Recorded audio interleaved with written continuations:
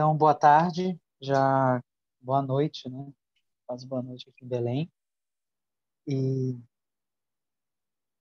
a gente vai começar essa aula de hoje com essa live, participando da live Paloma Sá, que é uma das minhas orientandas de mestrado no programa de pós-graduação em Direitos Humanos da Universidade Federal do Pará.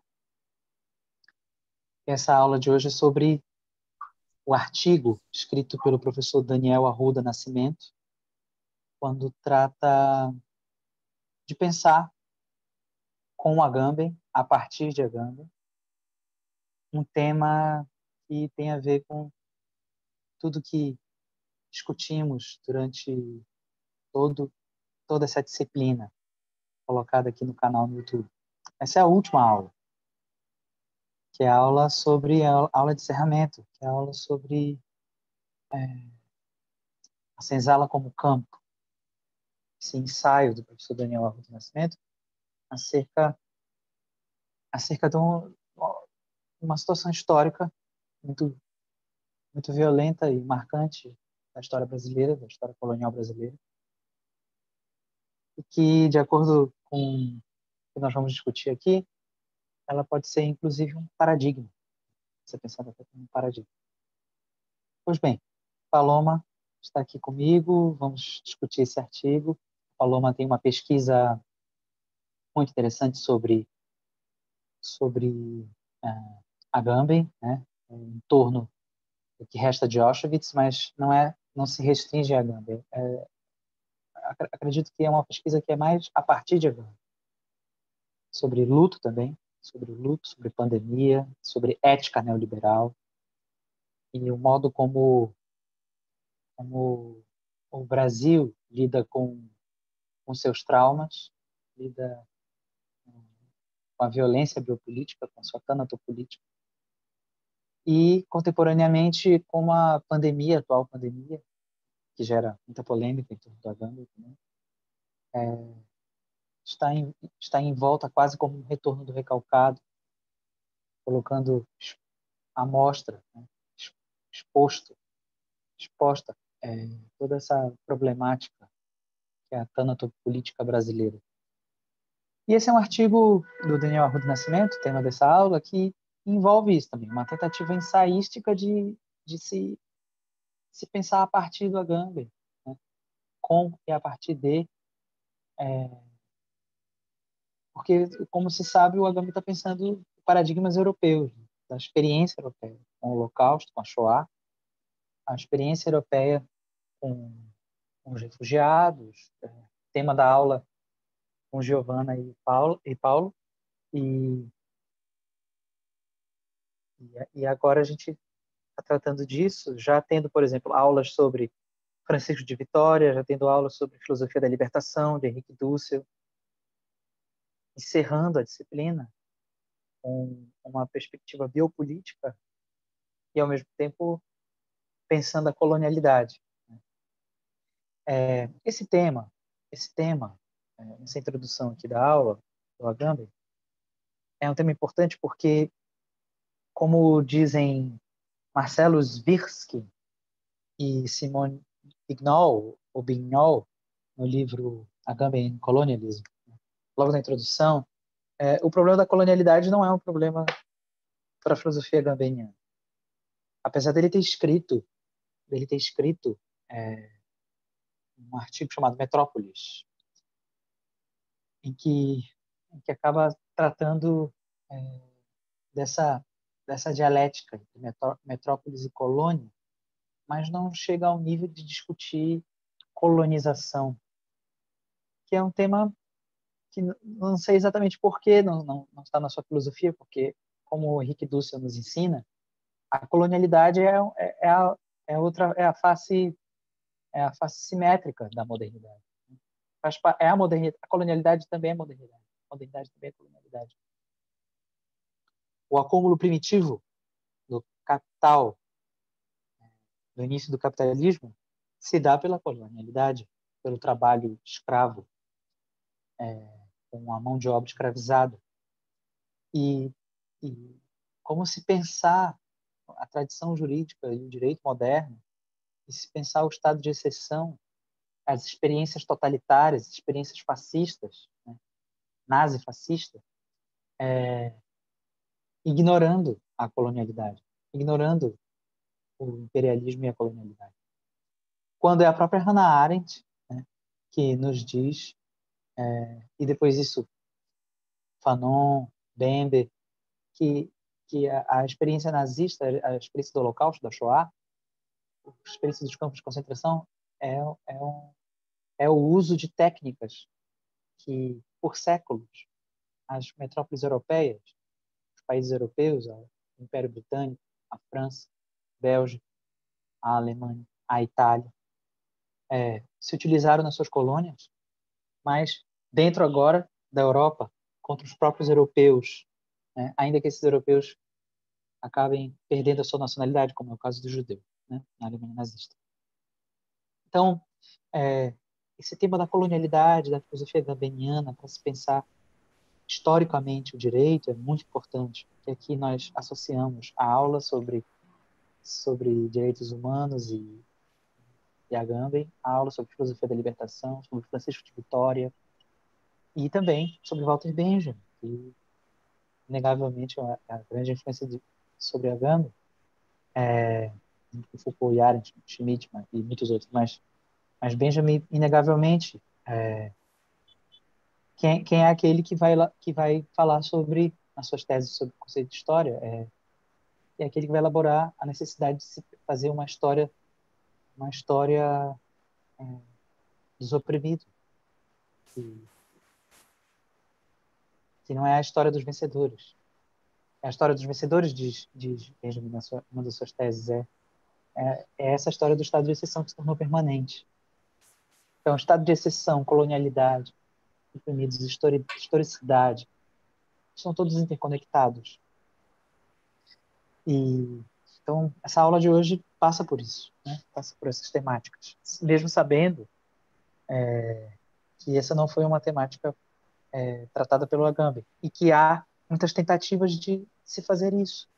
Esse próprio livro que indiquei agora, Agamben and Colonialism, e também, assim como Bembe fez isso, né? E outras discussões, Laura Bentham e muitas outras, né, que passam por aqui. E Daniel Arruda Nascimento faz a sua contribuição, faz o seu ensaio, seu artigo, falando desse espaço, né, esse espaço da senzala, né, espaço biopolítico. Bom, Ricardo, queria agradecer pelo convite para gravar essa aula. Esse ensaio é um ensaio que eu já tinha leitura, é um ensaio que eu gosto muito, e as contribuições que o Daniel traz, né, de contextualizar a discussão do Agamben com a nossa realidade brasileira, eu acho assim, que é primordial, porque, como tu bem reiteraste, o Agamben não está preocupado com a questão da colonialidade, embora isso fosse muito interessante se ele analisasse, porque combinaria muito com todas as outras temáticas da teoria dele, que ele já muito bem desenvolve. Então, seria super interessante para a gente, né? Ele facilitaria muito mais o nosso trabalho de contextualizar ele com a nossa realidade. Mas, já que ele não fez isso, nada nos impede de fazer, né? E o Daniel do Nascimento, nesse ensaio, faz essa aproximação entre a teoria do Agamben com o nosso passado da colonização, da escravidão, e ele demonstra bem como que as categorias filosóficas que o Agamben elabora podem ser utilizadas para analisar a nossa realidade.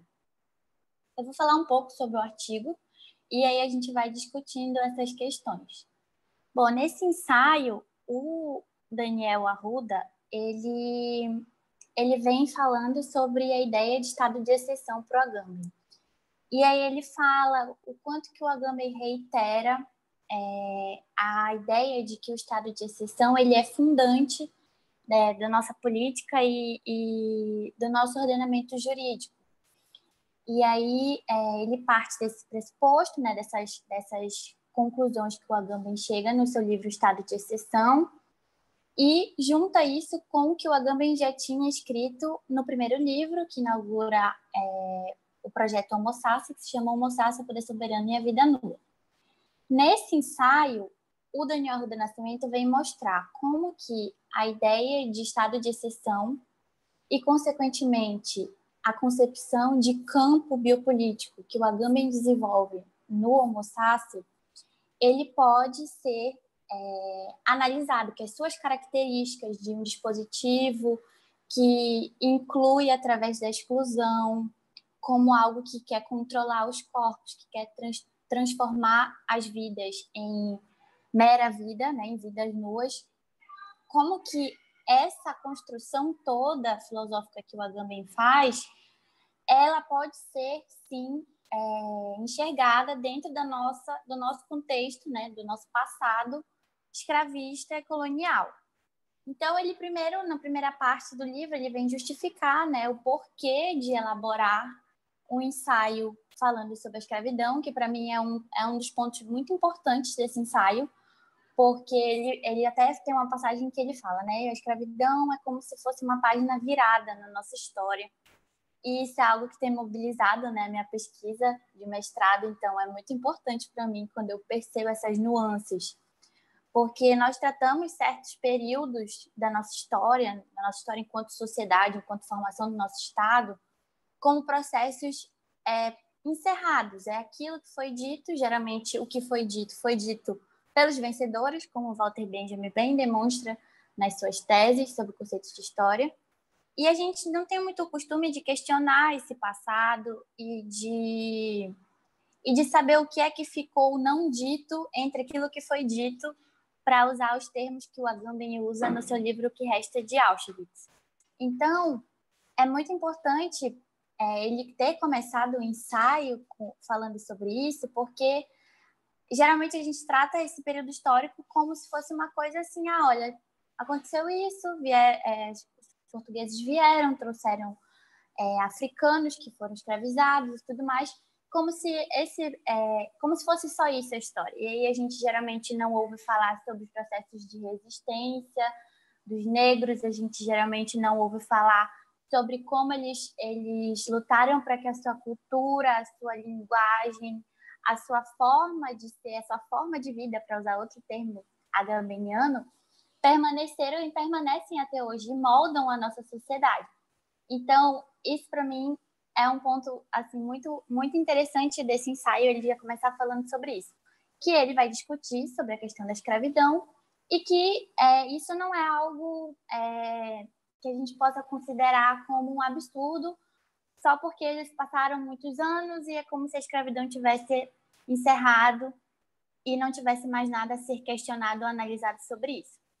Então, passada essa justificativa que ele dá do porquê escrever sobre isso, ele começa a explicar, né, propriamente já baseado na teoria do Agamben, os conceitos que são primordiais para que ele faça essa análise. Então, ele explica sobre a ideia de estado de exceção, como que o estado de exceção ele possui o dispositivo da exceção, o que são os dispositivos, ele discute isso, fala sobre a ideia da vida nua e como que, para o Agamben, o estado de exceção é o paradigma político que gere a política contemporânea.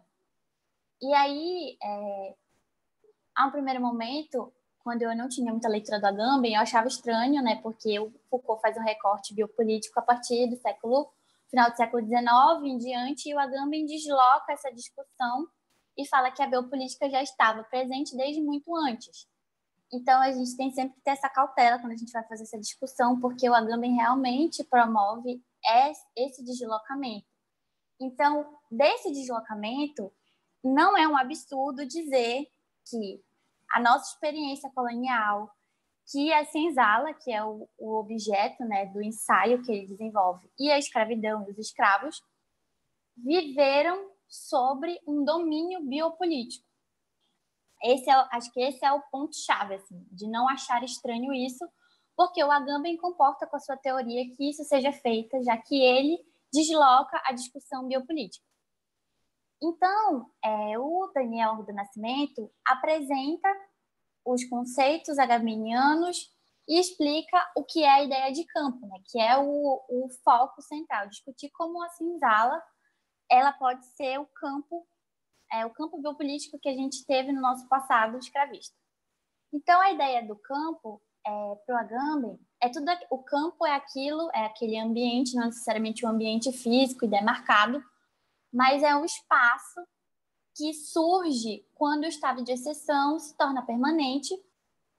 E dentro desse espaço, os indivíduos que estão na vigência desse espaço, eles são transformados em vidas nuas e tudo se torna indiscernível. Então, você não é nem sujeito de direito e nem não tem direitos. Você fica sempre nesse limiar entre ser uma coisa e outra. E aí, contextualizando isso com o nosso passado histórico, o Daniel Arruda Nascimento vem pontuando de uma maneira assim, bem organizada no texto dele as características da ideia de exceção e de campo biopolítico agamenniana com as características do que foi a colonização e do que foi a escravidão no Brasil. Até que ele culmina, né, na conclusão do seu ensaio, demonstrando como que as características da maneira como os africanos foram trazidos para o Brasil, como eles foram desumanizados, como eles vieram sob condições precárias e permaneceram aqui em condições extremamente precárias e inumanas, como que isso justificaria a afirmação de que a senzala brasileira foi o nosso campo biopolítico que se instaurou naquele momento, a partir da teoria agambeniana.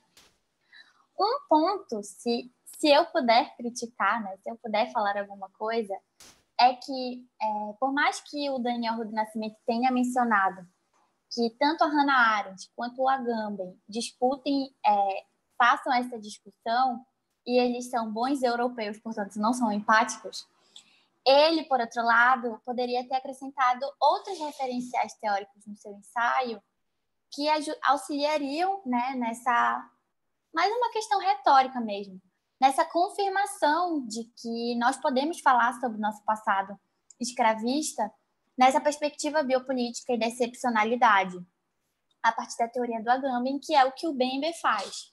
Então, quando o Bembe escreve o ensaio Necropolítica, é justamente essa relação que ele também está fazendo, só que o Bembe está pensando na realidade da África, né, dos países africanos.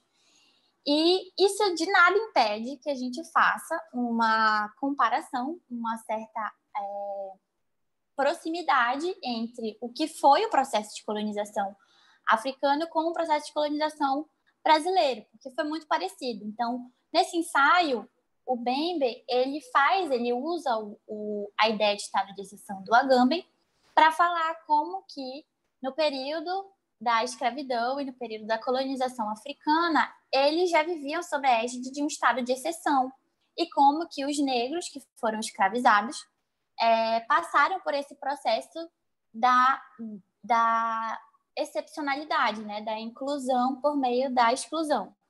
E aí, isso também era uma coisa que me confundia, então talvez eu possa contribuir de alguma maneira, explicando sobre no que consistiria essa relação de inclusão exclusiva, porque, em primeiro momento, parece ser uma coisa paradoxal e totalmente contraditória, mas é justamente o fato de que o indivíduo ele é incluído numa relação com o poder soberano, né, com o Estado soberano, ou com quem quer que seja soberano, através da sua autoexclusão. Então, no caso do ensaio do Daniel Arruda Nascimento, ele demonstra como que os negros foram escravizados, e aqui a gente também pode estender para os indígenas que foram escravizados, foram incluídos na lógica jurídica que estava válida naquele período, através da exclusão deles. Ou seja, eles foram inclusos naquele ordenamento jurídico unicamente como propriedades. Eles eram propriedades, então eles não eram sujeitos de direito, eles foram incluídos como bens, como coisas, e não como pessoas dignas de requerer direitos e de ter deveres. Então, assim, elucidando de uma maneira bem didática, isso seria a relação de exceção que o Agamben fala, que o Daniel Arruda demonstra no seu ensaio.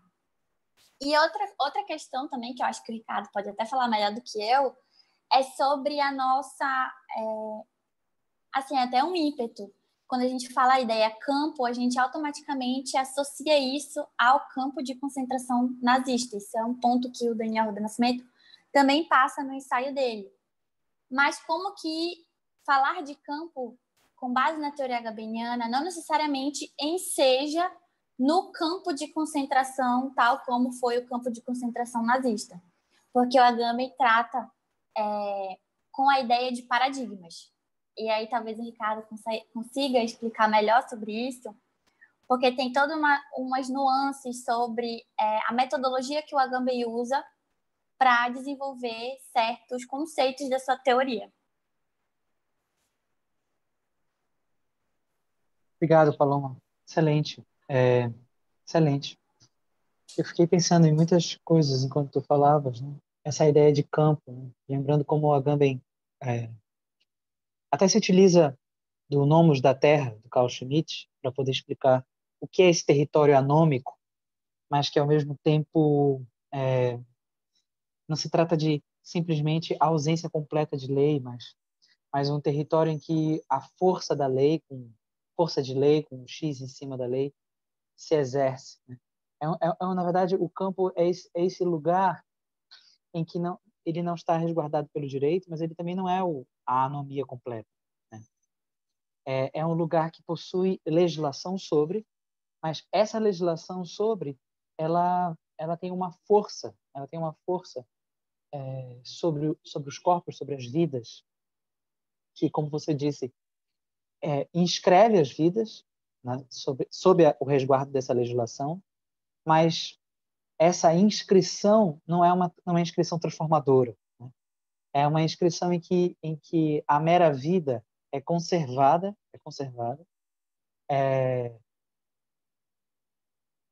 pela sua exclusão, né? Assim, em outras palavras, o sujeito escravizado, indígena, ou o negro de origem africana escravizado, negros e negras, indígenas, homens e mulheres, crianças também, adolescentes, esses sujeitos, eles estão sob a legislação, uma legislação da coroa, a legislação da colônia portuguesa, ou a legislação depois do Império Brasileiro, mas essa legislação não os transforma em sujeitos qualificados, em sujeitos políticos, em formas de vida qualificadas. Na verdade, essas formas de vida, elas estão inscritas sob a lei como meras vidas, né? Como vidas nuas, como vidas em que o paradoxo se torna insolúvel. É uma vida que vive-se como se não estivesse sob a lei, mas está sob a lei. Mas é porque essa lei captura a vida por meio da sua exclusão. A inclusão só se dá pela exclusão.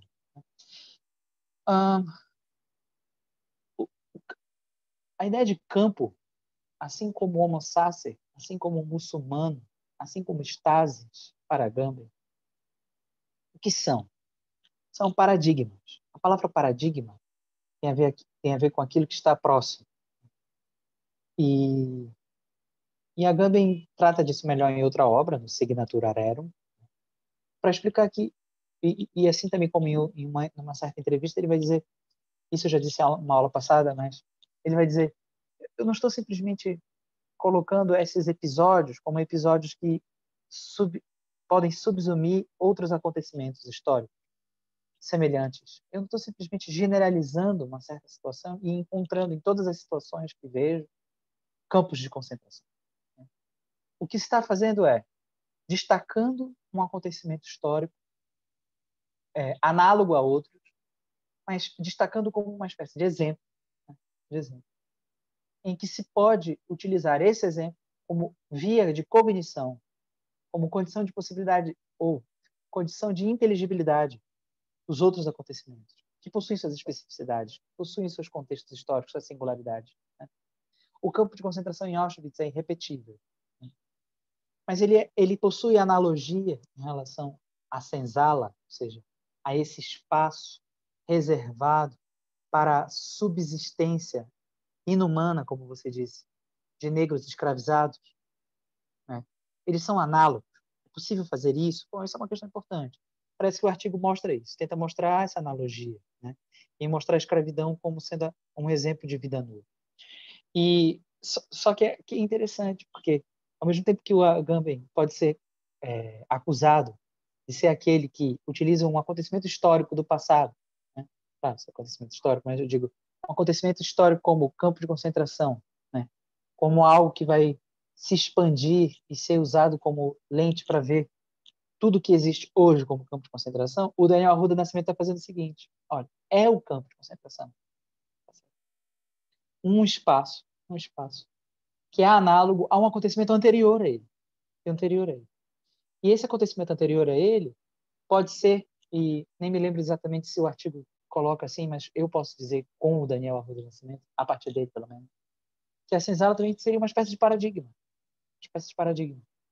E que é análogo a acontecimentos contemporâneos no Brasil. Né?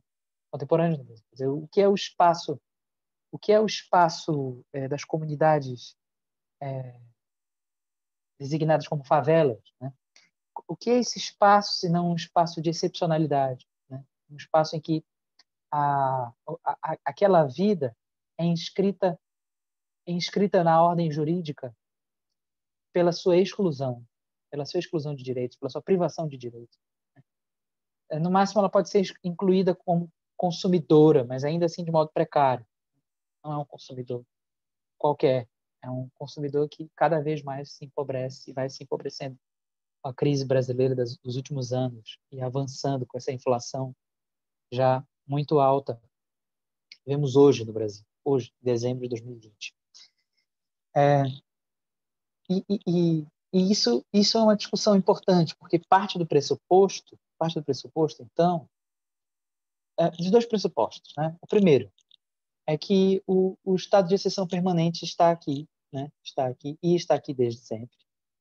E aí lembro do artigo do Anditias Matos e da Suelen Tossig, sobre a excepcionalidade da República Brasileira. E esse artigo do Daniel Arruda Nascimento acaba mostrando a excepcionalidade do período pré-imperial, mas que é superveniente ao Brasil colônia e permanece no Império, porque a senzala não se encerra com o tempo do Império, assim como a senzala não se encerra com o fim da escravidão. Não imediatamente, com certeza não.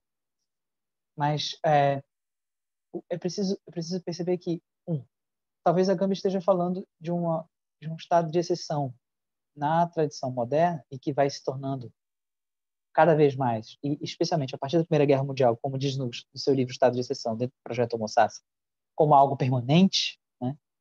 E, claro, influenciado pelas teses do Benjamin, mas também dizer que, que esse é um ponto em debate. Esse é um ponto em debate.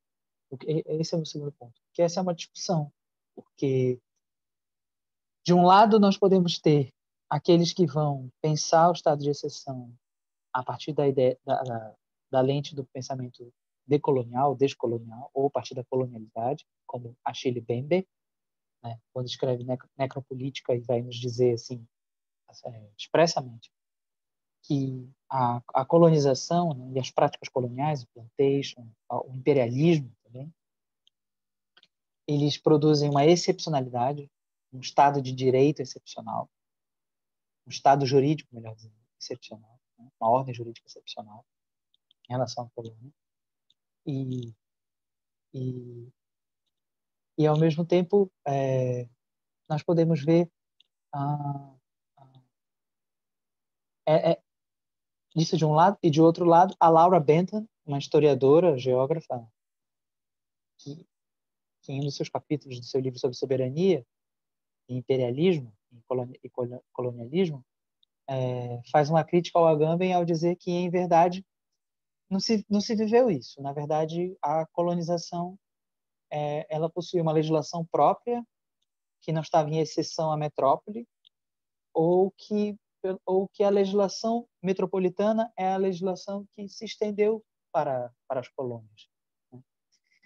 E que não é, então, um estado de exceção. E isso é um problemático, porque talvez haja uma leitura equivocada da Laura Bentham sobre o Agamben, lendo o Agamben como se fosse o Carl Schmitt, como se ele estivesse falando do estado de exceção como um estado de suspensão da ordem jurídica, né? Quando, em verdade, para Agamben, o estado de exceção é muito mais que isso, né? E aí se pode pensar a partir dele, talvez, que o nomos da terra, das colônias, já seja um nomos sobre o território, uma ordenação sobre o território, utilizando os termos do Nomos da Terra, do livro Nomos da Terra, do Carl Schmitt, já em excepcionalidade, na sua nascença, né? De nascença. Quer dizer, o Nomos da Terra na colônia brasileira, na terra de Vera Cruz, o território brasileiro, o território colonial português, lusitano, já é de excepcionalidade. Ele já é mesmo excepcional. E mesmo o direito na nossa tradição, ele possui dimensões de excepcionalidade. Bom, essa é uma discussão importante. Eu não tenho solução para elas. É uma discussão que exige boa leitura do Agamben e uma leitura a partir do Agamben para se pensar a colonialidade. É uma leitura possível, porque o próprio Carl Schmitt, no Nomes da Terra, está preocupado com a ideia com a colonização. Tem um capítulo sobre Francisco de Vitória para tratar disso, né? Mas, assim, sobre Daniel Arruda Nascimento, existe essa originalidade, se pensar o campo como, como um espaço de excepcionalidade, e que nele a vida é inscrita por exclusão, é incluída por exclusão, a vida escravizada. E, e aí fico pensando se isso não seria um paradigma possível, né? Um paradigma da senzala, não do campo, análogo ao campo. E se esse paradigma não funciona muito bem, Paloma, para se pensar o Brasil contemporâneo, especialmente quando nós estamos nessa crise biopolítica do coronavírus no Brasil, né? Diante da tanatopolítico, necropolítico total do governo Bolsonaro, é, de uma prática política neoliberal que o deixar morrer é uma política ativa. E fico pensando se o paradigma da senzala não pode ser uma condição de inteligibilidade, um exemplo que nos faz entender a vida dos entregadores de aplicativo, dos trabalhadores do comércio que não pararam, já que a economia é vida, diz Bolsonaro, e a economia e o Brasil não pode parar, né, segundo ele. E se essas mortes pelo coronavírus não revelariam isso, né? Quer dizer, diante de uma política, de né? Uma não política, no sentido de, pensando política como algo ativo, uma não política contra a expansão da contaminação do coronavírus, que em que não se faz os acordos devidamente pela vacina, não se compra com antecedência os insumos, os materiais para testes rápidos e para a vacinação em massa. Quando se utiliza a política da contaminação de rebanho, né, se isso não revela o paradigma da senzala, porque isso vai atingir especialmente os mais pobres, negros, negras e idosos, os trabalhadores. Olha, eu não quero expandir o conceito de senzala, não é isso, mas talvez, inclusive, a gente possa encontrar outros paradigmas brasileiros para entender isso que está ocorrendo. Não sei se me fiz claro.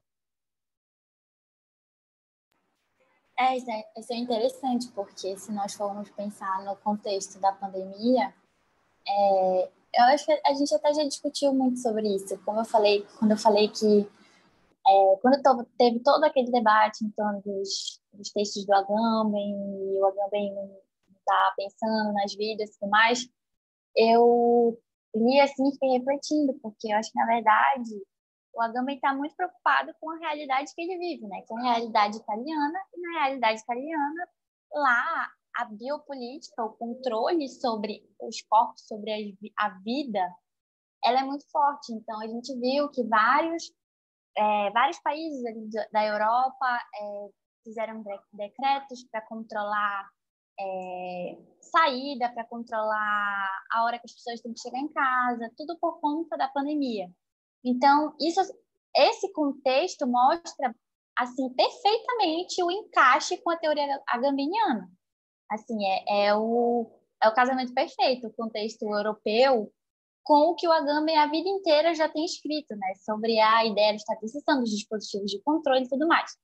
Quando a gente tenta trazer isso para a nossa realidade, aí dá uma tensão, porque realmente a nossa realidade não é essa. Quem dera se, né, na pior das hipóteses, o governo federal tivesse preocupado em controlar a nossa saída, em controlar a gente por monitoramento. Talvez a gente não tivesse, né, nesse caos que a gente está hoje em dia, totalmente sem previsão de vacina, totalmente sem quantidades de seringas e algodões para uma futura vacinação, e eu espero que breve. Porque aqui, na verdade, historicamente, né? E aí, depois de ler o Bembe, eu fiquei pensando muito nisso, na ideia de necropolítica. Historicamente, nós, é, a nossa sociedade se moldou em cima dessa ideia do paradigma de morte.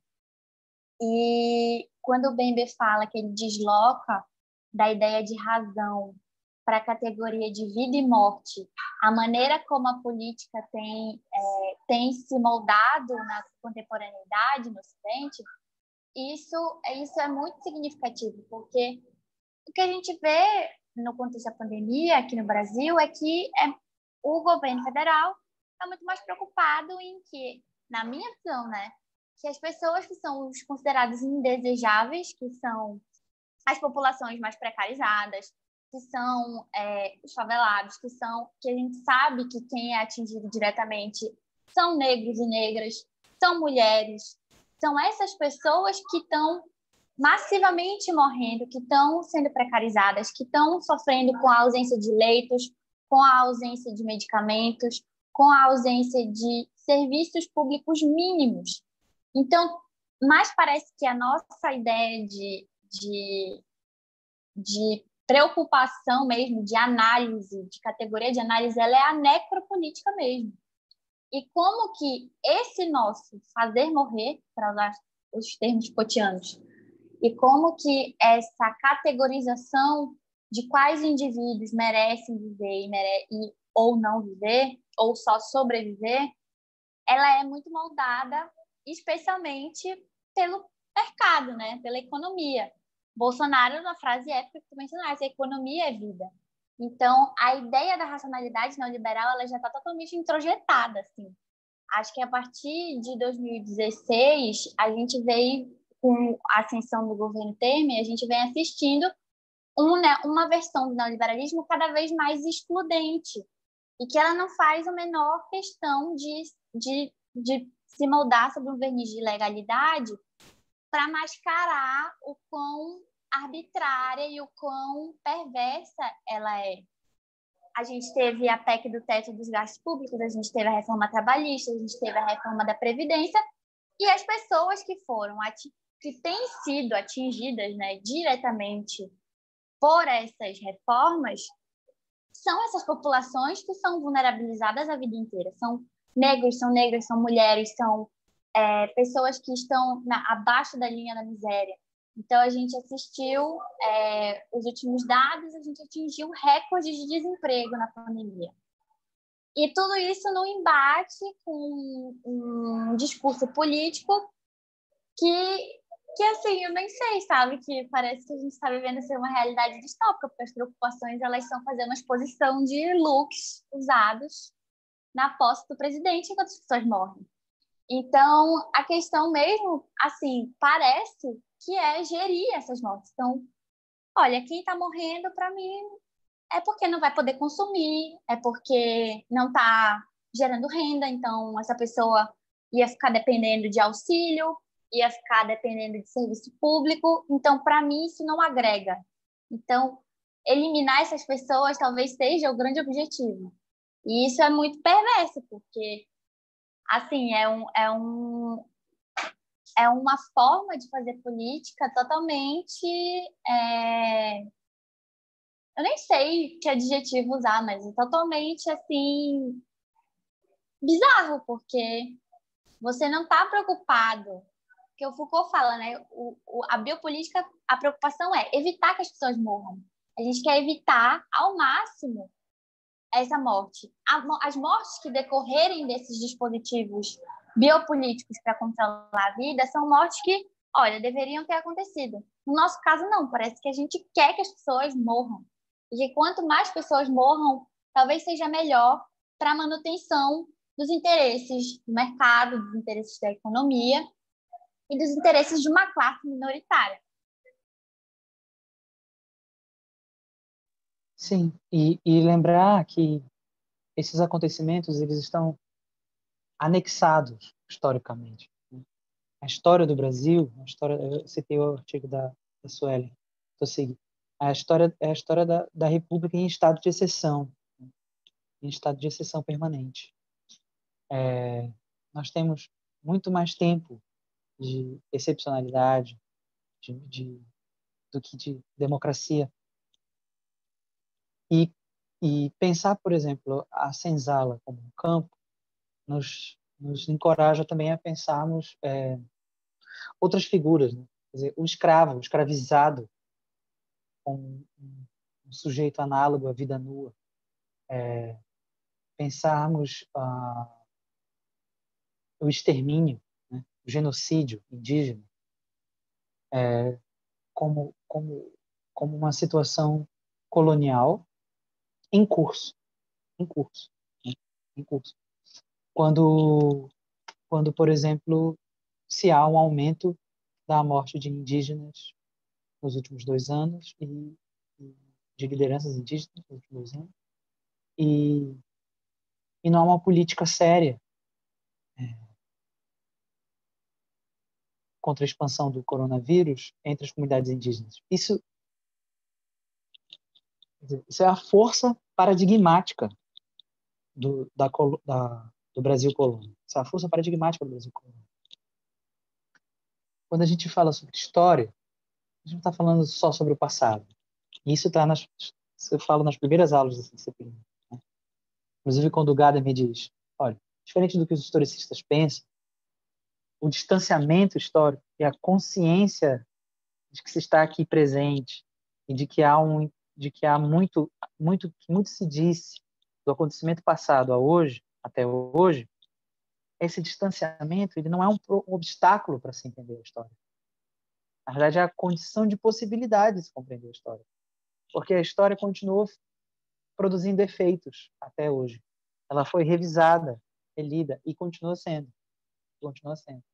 Então, uma boa chave de compreensão do que se vive hoje em relação às pessoas precarizadas, uberizadas, né, o trabalho uberizado, a população negra, a população indígena, os refugiados, como eu falei na aula passada, os refugiados, como os Uarau aqui em Belém, e o modo como o Covid tem se expandido entre eles aqui em Belém, os refugiados indígenas venezuelanos, isso são efeitos do passado, são efeitos do passado. Não tem como compreendê-los sem a história do direito, a história da colonialidade. A senzala, um espaço de campo. Por quê? Aí eu disse alguns motivos. Porque é um espaço em que, entre o direito e a anomia, se trata de uma zona de indistinção. Trata-se de um exemplo histórico, que não é simplesmente um acontecimento que se assemelha, um acontecimento do passado que é uma imagem retórica para entender, por exemplo, o que ocorre com as mortes dos sujeitos negros nos supermercados brasileiros, como ocorreu no caso do Carrefour, Porto Alegre, se não me engano. E o caso de adolescentes negros que são pegos, suspeitos de furtar, né, e são açoitados, essa é a palavra, não estou sendo metafórico, nos gabinetes de segurança dentro do supermercado. Quer dizer, é,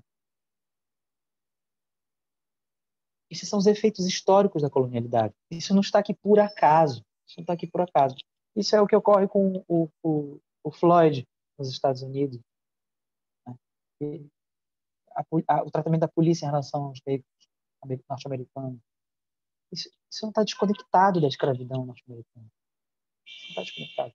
E esse talvez esse é o papel do paradigma. Qual é a contribuição do método gambeniano para a história, para a teoria da história, para a filosofia da história? É a de se tentar mostrar que há situações que são paradigmáticas, que são exemplificadoras e que nos facilitam na compreensão da nossa realidade, do passado também. Sendo o paradigma um elemento do passado e do presente. Do passado. Eu até poderia dizer assim, de modo ensaístico, né? O paradigma é a indistinção do passado e do presente. É a distinção. Mostra a continuidade do passado. E mostra o atraso do presente. Atraso do presente. Então, essas situações, pandemia, violência racial nos supermercados, violência policial, balas perdidas, a invasão da polícia nas comunidades pobres de São Paulo, Rio de Janeiro, Belém. Como nós compreendemos isso? Estudando história? Sim. Mas na contribuição do Agamben, percebendo também o paradigma que o passado produz. Né? Paradigma. A senzala é uma delas. Né? Esse espaço de indistinção, esse lugar de habitação do negro, da negra escravizada, escravizada. Mas não só ele, né? Não só o senzala. A gente pode pensar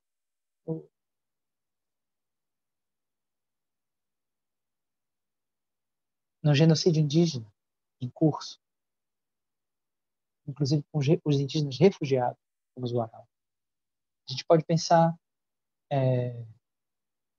né, nesse modo equívoco que o poder brasileiro tem em relação aos militares, ao militarismo brasileiro. E como a República é produto dialético dessa lida militarista com o poder. Né? Há uma coincidência só de que esse é o governo mais militarizado que nós tivemos até hoje? Nem a ditadura militar tem tantos militares ocupando os ministérios. Há uma coincidência sobre o fato de que a República se funda num golpe militar? Um golpe militar realizado por um monarquista? Isso é coincidência? E talvez o exercício metódico de Agamben, se pensar por paradigmas, nos facilite para entender isso. É um instrumento de compreensão, um instrumento de inteligibilidade, um instrumento histórico, um instrumento sociológico, um instrumento jurídico, filosófico. A gente entende o direito a partir disso. A gente entende porque a legislação penal do Código Penal brasileiro vigente, válido, que é dos anos 40, mas que passou por várias reformas, né? Mas mesmo assim possui penalidades distintas para crimes de colarinho branco, crimes cometidos por políticos ricos, empresários ricos, crimes envolvendo sonegação fiscal, etc. Ilicitude envolvendo sonegação fiscal, como a penalidade para isso é totalmente distinta dos crimes contra o patrimônio público, que envolve degradação, crimes que envolvem furto. E ainda que essas penalidades fossem equiparadas, a questão não é só a lei, né? Essa é a lição do Agamben. A questão também é o exercício dessa lei, que, pela força de lei, X em cima da lei, ora a lei válida não é aplicada, ora o exercício político é efetivado como se jurídico e validado fosse, sendo que não é. Sendo que não é. Isso é a força de lei. É uma força de lei, de como se lei fosse, ou uma força de lei que não é cumprida, não é efetivada. É válida, não tem vigência. É válida, não tem eficácia. Quer dizer, essa é a situação que o Agamben pode contribuir para a história do direito, a história dos direitos humanos. Ricardo, se tu me permitir fazer mais um comentário, Claro. essa relação que o método paradigmático, né, do Agamben nos proporciona é muito o que eu tenho tentado fazer, né, na minha dissertação, assim, tentar como que o presente que a gente está vivendo agora na pandemia tem um pouco de relação com a maneira como as coisas se deram no nosso passado. E aí a gente começa a ver que assim tudo é uma grande continuidade ou tudo é uma grande releitura, não sei muito bem como classificar. Então não é à toa que em 2016 a gente tenha sofrido um golpe, né, através de toda uma formalidade do impeachment da presidenta Dilma Rousseff. Então não é à toa que, como tu bem mencionaste, o governo Bolsonaro seja o que tem mais militares do que o próprio regime militar. Não é à toa que a tônica do discurso de negacionismo e de banalização das... Eu não sei se já chegamos nos 180 mil mortos, mas se não nos quase 180 mil mortes, tem a grande semelhança com o que os militares fizeram no passado, não tão distante, com as pessoas que desapareceram, com as pessoas que foram perseguidas politicamente. Então, não tem como a gente... Assim, eu tenho essa opinião, né? Que a gente não tem como dissociar essa reflexão filosófica dessa reflexão histórica. E especialmente quando nós estudamos autores ou autoras que vêm da Europa, que são europeus, europeias, a gente tem que ter muito esse cuidado de adequar, né, as teorias à nossa realidade, porque a gente não tem como fingir que a gente não está vendo o que está acontecendo, sabe? O genocídio negro, as mortes dos jovens negros nos supermercados, as mortes das crianças negras, né, que foi o último evento assim catastrófico que a gente viu nessa semana nas favelas. Então, a gente não tem como fingir que isso não tem relação, sabe? Que isso, assim, é coincidência, que vem do nada, que aconteceu. Porque não é coincidência, sabe? É essa cautela que eu acho que a gente tem... Cautela não, né? Acho que essa é a nossa responsabilidade como pesquisadores, né? Quem tem interesse, né, em fazer pesquisa também, em tratar dessa contextualização. Porque a nossa realidade... ela tem as suas próprias especificidades e essas especificidades enriquecem a nossa busca, né, a nossa pesquisa, de tentar compreender minimamente o que a gente vive, o que a gente viveu. E outra coisa que eu queria mencionar, quando tu falaste, né, se nós pudermos pensar na senzala como um paradigma, a gente pode adequar isso a várias situações assim, contemporâneas, né? O processo de as favelas, como tu mencionaste, né? As moradias irregulares, as moradias que ficam às margens das moradias, que não tem saneamento, que não tem o mínimo que a nossa Constituição garante para que a pessoa tenha uma vida digna. A gente também pode falar da quantidade de apreensões que são feitas em fazendas ou até mesmo em residências com pessoas que são submetidas à condição análoga de escravo. Então, a gente já passou assim, anos da escravidão, mas isso ainda persiste. E quantas empresas já não foram condenadas por terem sido flagradas tendo costureiras, né? Estou falando de marcas de roupa, costureiras que costuravam, sei lá, 200 calças num dia e ganhavam, sei lá, R$ 5 por isso. Então, isso assim não está muito longe da gente. Eu até tenho uma reivindicação que o movimento negro faz, que é é como se o quartinho da empregada fosse a senzala contemporânea. Então, esse hábito de inumanizar certas pessoas, de precarizar, de desconsiderar, de rotular como não digno de direitos, não digno de nada, é algo que ainda persiste. E isso é um fruto da nossa formação histórica. Eu queria só acrescentar isso que tu foi falando e eu lembrei. Não, perfeito. E os teus exemplos são perfeitos, boas lembranças. A situação dos bolivianos, né, em trabalho análogo a escravo, costurando para as grandes marcas em São Paulo. Esse trabalho análogo ao escravo, na área urbana, e assim como na área rural, que nosso estado sofre, o Pará, muito com isso. Lembrando que a Constituição, né, válida até então, prevê a desapropriação das propriedades que se utilizam desse tipo de trabalho. E aí, lembrando a dificuldade de que essa norma constitucional seja efetivada, tenha eficácia. Mas é interessante como a terminologia usada dentro dos debates de direito do trabalho, né? Trabalho análogo ao escravo, né? Já não se fala mais em trabalho escravo, mas análogo ao escravo. Como isso coincide com a noção de paradigma, né, em Agama. Paradigma como uma analogia exemplificadora e condição de inteligibilidade. E, quer dizer, entender a senzala como campo, né? A escravidão colonial brasileira, indígena e negra como um paradigma, a vida nua brasileira, o homo sacer, no nomos da terra brasileira colonial.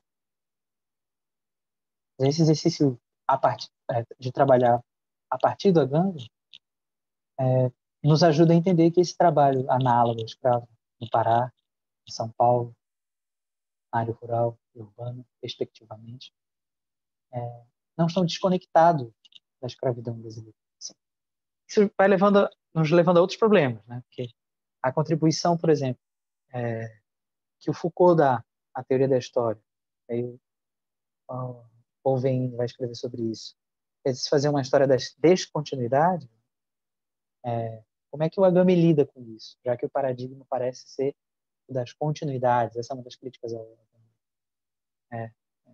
Você já ouviu do Ricardo de Bitax e de outros, mas, bom, isso é uma coisa que tem discussão, uma coisa que a gente tem que estudar, tem que entender de que modo o Agamben desenvolve a noção de genealogia, né? Já se encontra em Nietzsche, e de que modo ele vai pensar isso, acho que Enzo Melandri, teórico italiano, vai trabalhar a ideia de analogia, né? Lógico italiano. E essa contribuição nos interessa para a história do direito, nos interessa. Pensar uma história do direito a partir de paradigmas. Hoje, o artigo do Daniel Arruda Nascimento é sobre a senzala. Tem outros paradigmas. Né? Outros paradigmas. Bem, vamos encerrando. Paloma, quero te agradecer muito por essa live. Estar aqui no meu canal. E esse é o encerramento da disciplina. Então, obrigado. Você quer comentar mais alguma coisa? Quer falar alguma coisa? Não, queria só agradecer mais uma vez pelo convite. Espero que eu tenha contribuído para a discussão. E obrigada por esse ano, por esse semestre, por mais que não seja falando de História do Direito, mas foi um ano bem complexo e essas discussões, elas preencheram muito, assim, o meu tempo nesse período de isolamento. Ano triste, né? Mas deu muito trabalho também. Né? que momento a gente vai vivenciar o luto, né? A gente vai experienciar o luto. Ou seja, já estamos. Não sei. Preciso de mais tempo, né, para entender esse tempo. A distância histórica não é um obstáculo. Ajuda. Bom, é isso, então. Obrigado, Paloma. Muito obrigado. Tchau.